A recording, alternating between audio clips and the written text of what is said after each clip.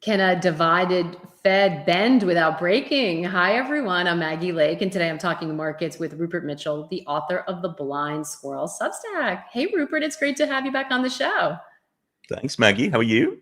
I'm doing okay. I feel like I say this a lot these days, but you may notice I'm not in my usual perch, folks. I am back down in Tallahassee, Florida, visiting with my mother and some family, which has been great. I'm trying to help out a little bit. We've been talking a little bit about all things crypto, and it's been fun seeing what family members are invested in what. It gives you a good sentiment gauge, but an awful lot going on today, which we're going to break down. But just a quick hello to everybody who's joining on Substack and YouTube Live. Great to see you guys. As always, put your questions and comments in the chat, and we will get to as many as we can. Looked like it was shaping up to be a really big day, right? Fed, we got pretty much what was expected. No change in rates, 2 dissents for the first time since 1993. So a bit of a disagreement on coming from the Fed. GDP reading that on the surface was above expectations. We've got Meta and Microsoft out after the close with earnings. We're going to have more tech earnings in the pipeline. And if that wasn't enough, President Trump coming out with a flurry of executive orders, 50% tariffs on copper imports. He's reimposing. He dropped those, right? Oh. So he's exempted cathodes from the tariffs, and that's why copper was off 20%. Oh, okay. And small packages though, he's got rid of that exemption, right? So they're going to end another 40% on Brazil. So. Yeah, coming fast and furious. Just quiet day, but yet quite boring. I mean, we're all gearing up for macro week. This was every single portfolio manager on the planet was canceling their holidays to cope with this week, and it's turned out to be a bit meh. No, yeah. I mean, but I think even the 2 dissents at the Fed today, that was fully priced. Everyone knew that they knew the names of them, right? The kabuki theater continues, right? The one thing you didn't mention was the QRA this morning. This is when Scott Bessent was going to cancel every coupon auction for the next 10 months and flood the market with T-bills. Didn't happen, right? Mm-hmm. And I think we should all be happy that wasn't the case. I don't think that would have been something that any market bulls would have wanted, right? I think that's a huge relief that didn't happen. But it's interesting. I mean, the copper thing was interesting. I've got one of my readers that got stopped out of a copper short just before the dip, and there was some massive stockpiles building, and so it was a really well thought through short, and the market gods were particularly cruel to him, poor guy. But it's interesting. So. The Brazil sanctions, because let's call them their political sanctions, they're not really sort of economically driven tariffs there. EWZ,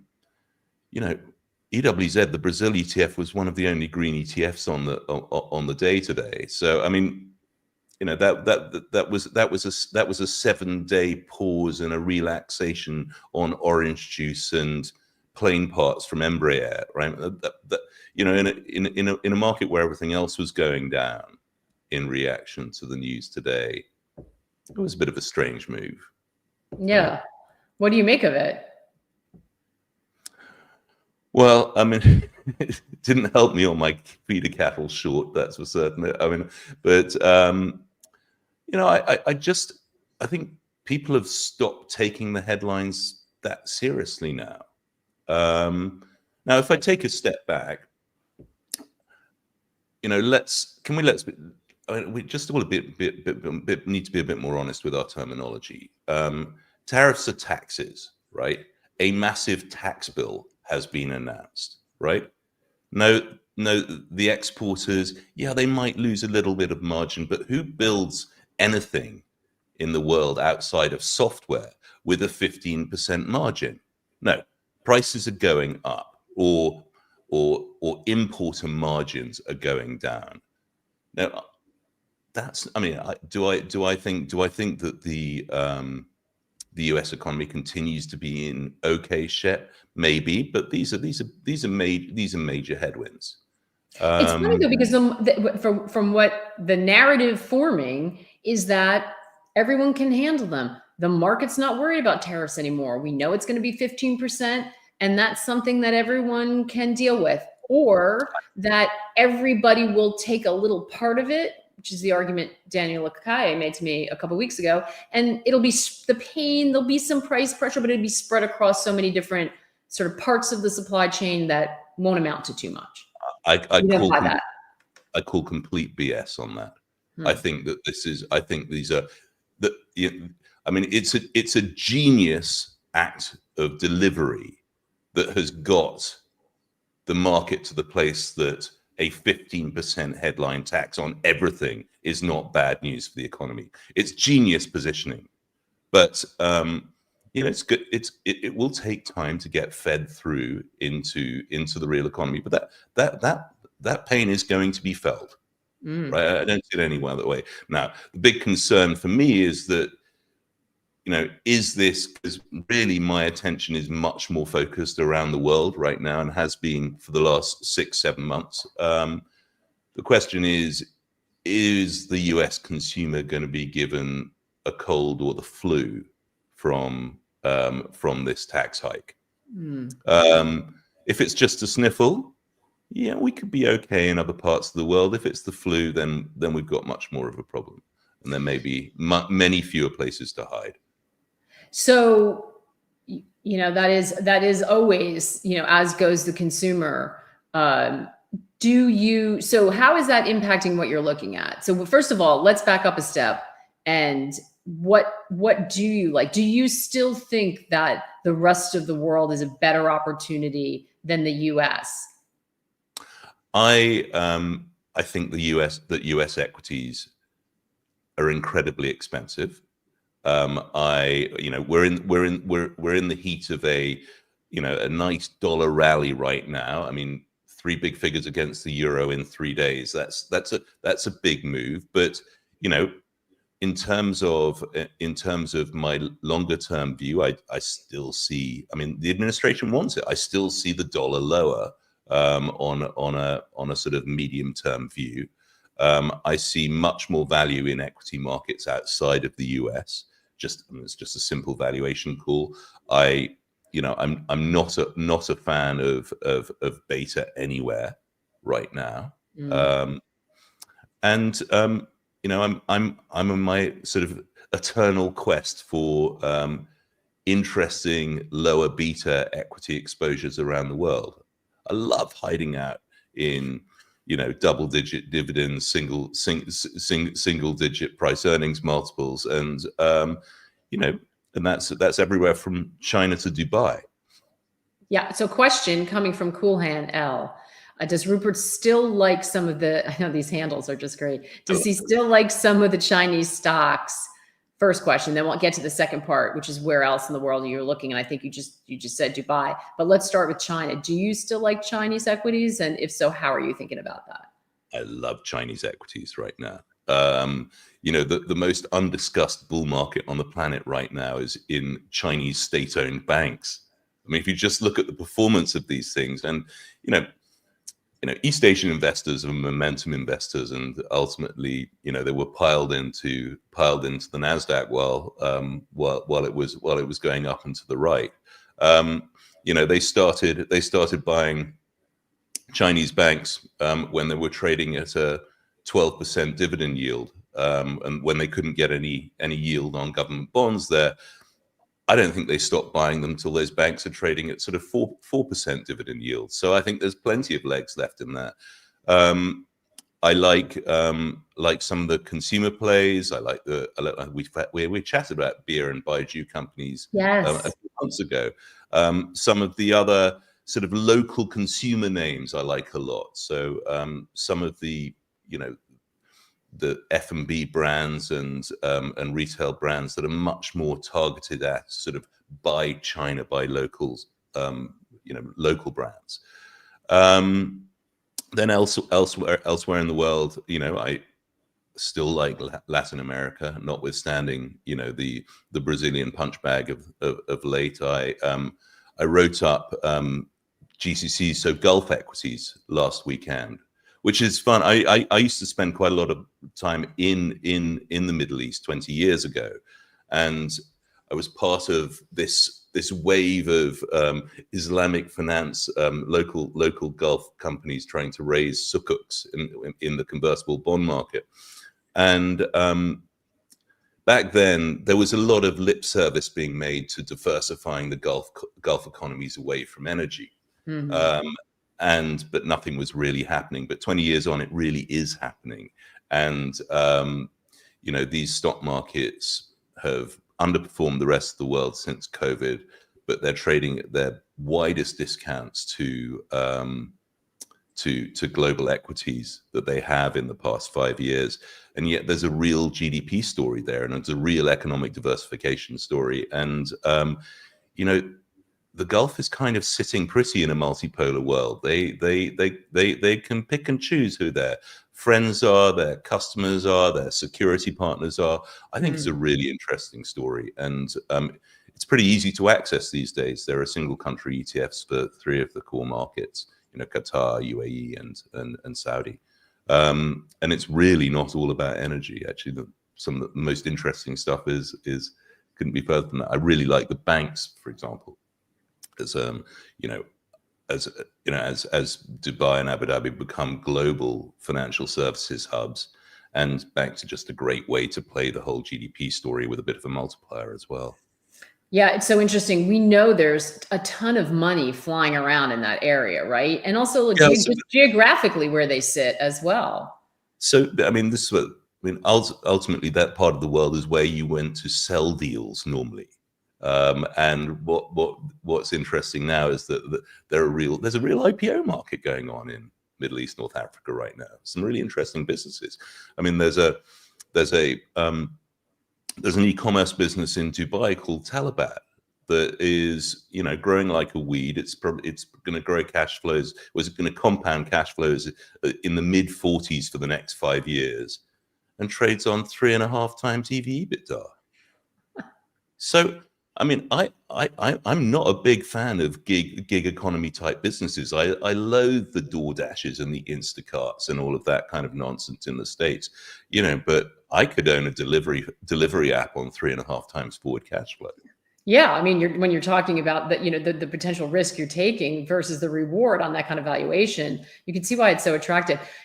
Do you look at India at all? Because I love the fact that you hunt around the globe for these, opportunities that are being overlooked.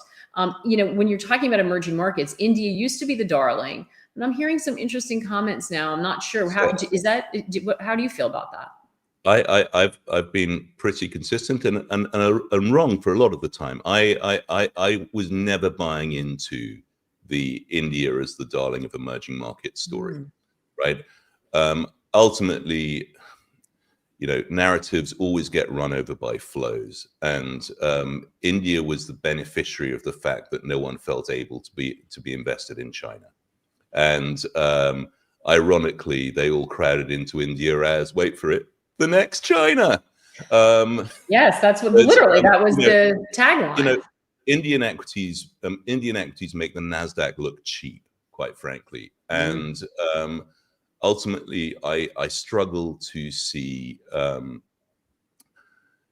economy really. Let's use the economic jargon. I see it struggle to escape the middle income trap. I think that they get old before they get rich, to be honest, and the multiples of the equity markets there should suggest completely the contrary. Interesting. Very interesting. This is why, it really pays to, do some homework and frankly, subscribe to folks like you who have a global view. Because Modi's been fantastic, by the way, at also selling that we are the next China. Anytime he came to the US, and if you are or were in a broad emerging market index, you want to take a look at it, because a lot of them, India was the biggest holding in that. And so if you don't want to be exposed to that, and you're not sure that's where the opportunity is, then be careful. Dig into the details of that. It's not as expensive as it used to be, but HDFC Bank in India is the ultimate blue chip, it's single stock Indian exposure. And it now still trades at a heady 2.5 times book value. Back in sort of 2012, it was trading at 4.5 times. That's a significant significant derating. But it's an expensive market. It's also a market that has an economy that's massively enjoyed a dividend in terms of cheap energy since the start of the and they're importers of energy. They're an energy importer. Their food security is reliant on a decent monsoon. There are a lot of things that can go wrong, if they couldn't take advantage of the energy discount over the last sort of 3 years to sort of make the leap to hyperspace, I mean, I'm back in my camp. I'm on the lookout for shorts in India rather than longs. I'd much rather use India to fund shorts, fund longs elsewhere in the emerging markets. I'll throw another concern in, and it sort of just came up when we were broadly talking. For those of you who have not had a chance to watch my conversation with Palo Macro, who's also on Substack, you should be reading his stuff. He was talking about, we were talking about AI, and he was just, trying to think through how might things develop. And he was talking about, the kinds of jobs AI takes. It's very much been a part of India, the back office, this sort of, yeah, I wrote about this a lot actually a couple of years ago. I mean, when ICT, so IT broadly, so that's business process outsourcing, accounts for 30% of India's exports. Now, at the moment, I imagine there's quite a lot of how to make LLMs work for me business that's going back in there. But that soon migrates into LLMs replacing white collar work in the West or everywhere else, and no need for the back office support in India. So exactly. I think that's a real threat too. Yeah, I thought that was really, really interesting, especially when we're talking about the opportunities everywhere. So, question, where did it go? About, I don't know if you're following this. I'm guessing they're asking because maybe they read something that you wrote. VRA, how is VRA looking? And Endry is asking. Do you know what he's talking about? VRA, was it QRA? We talked about that. No, he said VRA. Put in a clarification and we'll try to get to that question. So what about commodities? You just mentioned one of your shorts. Was it beef? I mean, I don't know when the last time you noticed the price of beef mince in the supermarket, but it's getting pretty pricey over there. I mean, so the bull market in cattle this year has been extraordinary, and just about everything that could fall in line for cattle prices has, and whether that's sort of random Brazilian beef import tariffs that basically take Brazilian beef off the market. You've had a declining cattle herd in the US now, really since 2020. But ultimately, what's the ultimate truism for every commodity price? The cure for higher prices is higher prices, and I just think we're getting close. I've got to stop, which we're getting perilously close to. But typically the short positions in feeder cattle right now, they typically have a period of seasonal weakness when the poor little calves are weaned between September and November, and there's a bit more supply for the feedstock feedlots, at some stage there's going to be a gut-wrenching correction in beef prices, but like all of these things, you can have a couple of shots at the top, but then you probably have to retire and focus on something else afterwards. As the wise old men will say, any trade is good with a stop. Yes, exactly. We talk a lot about having a framework and making sure you're doing that. I try not to call tops and bottoms in commodities, but I sometimes it works. I mean, most of the times it doesn't. I tried to call the top in orange juice a couple of summers ago. I was 2 months too early. Which is, money by the way, pretty close. But when you're in a commodity market, that's absolutely. That's why you. We are doing supernova cattle right now. Yeah. Oh my gosh. So Jane J said, does Rupert have any opinions on copper after the 20% plunge on the tariff exception? Or do you have to sort of let that digest? I love it coming from JJ because he knows of what he speaks in the metals markets. I actually, the first thing I saw when I woke up an hour ago and thought, what on earth's going on there? And I understood completely what was going on. There's been, and I've actually added to my sort of copper-related exposure recently. I wrote about Glencore a few weeks ago, and it's been a name that I've wanted to get back and involved with for a long, long time. I actually was involved in taking them public 15 years ago. Massive fan of the business. I think those guys are the dark lords of commodity markets, and they really know what they're doing. And the fact that the former chairman and CEO Ivan Glasenberg he's retired now, but he bought a major amount of stock in the company back in April for the first time in 10 years. I think he probably knows that stock better than most. But interesting, the first thing I saw when I saw the copper news was, oh God, am I going to get stopped out of Glencore? Yeah, and then said, actually, no. So Freeport, so all of the sort of continental US-based miners that have been bid up off the back of this copper tariff have had a bit of a pullback. But ultimately there was a lot of copper sitting in warehouses in the US in anticipation or front running the tariff. And whatever the story is around copper in the long term, which is incredibly bullish, there is not enough copper around, and the long-term story has been clear for years. But the spot markets in the front month, it's going to do some funky things. The commodity trades at the margin in the front month, and funky things like this will happen. Especially in the commodity market. What are you, it sounds like, if based on everything you're saying, that you would not be thinking about gold here. Are you watching that? Is that any kind of indicator at all in terms of sentiment or affect any of your decisions?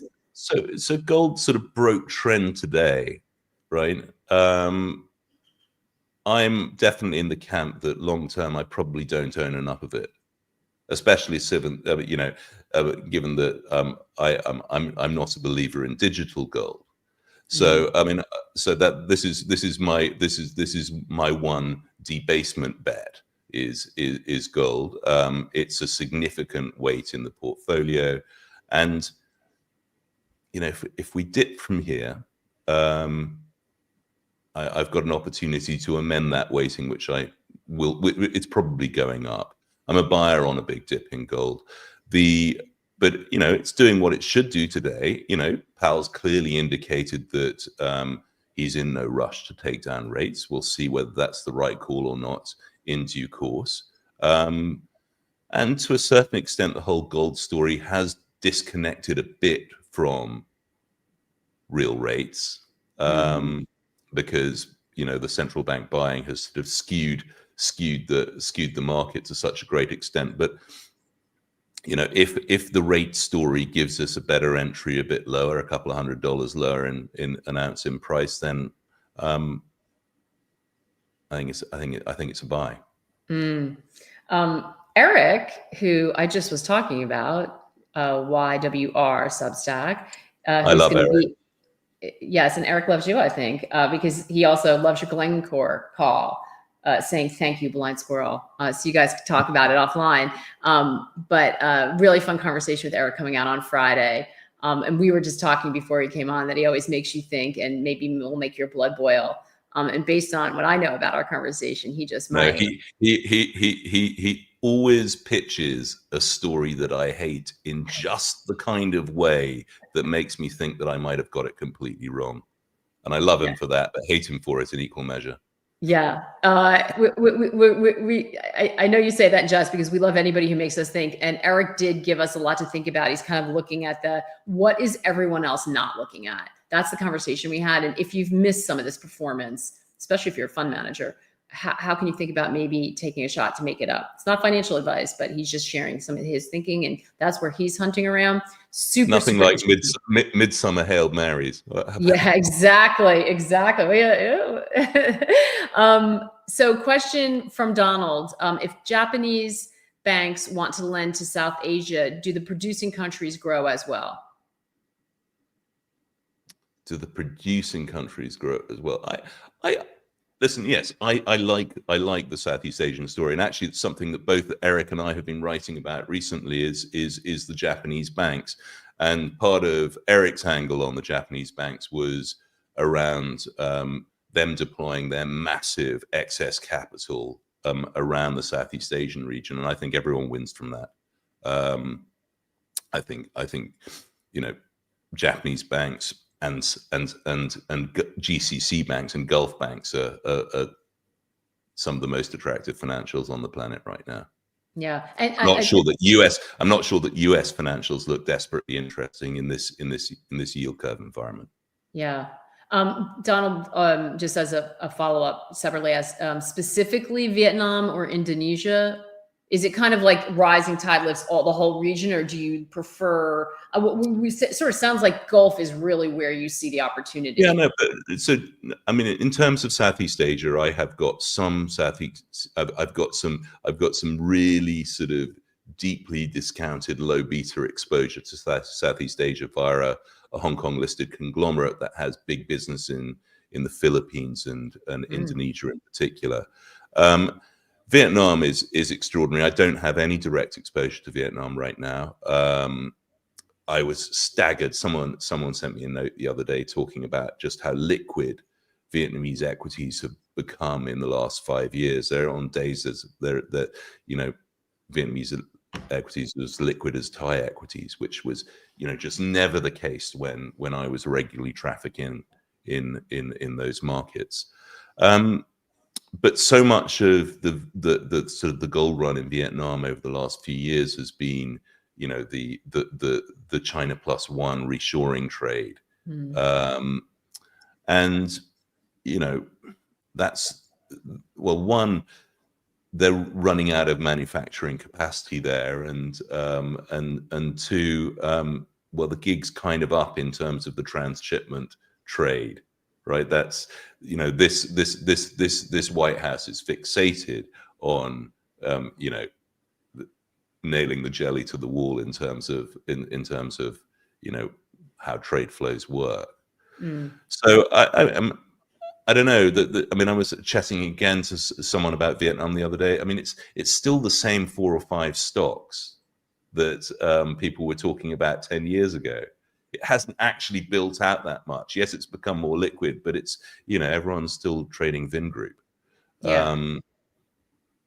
So yeah, I mean, there are other parts of the region that I find more interesting right now. Yeah. So let's finish up with the US again, because we do, as we know, the tech earnings are coming out. It's going to be all about the conference call too, folks, as we know.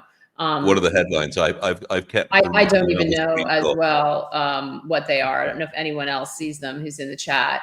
But do you think that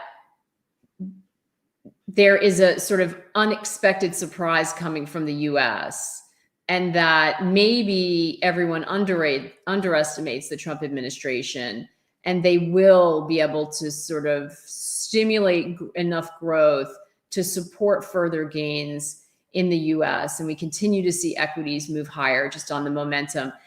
Is that possible, or is it really, yes, that's possible, but the valuations just don't make sense to you in any way, shape, or form? Like, how are you thinking about unexpected surprises coming out of the US?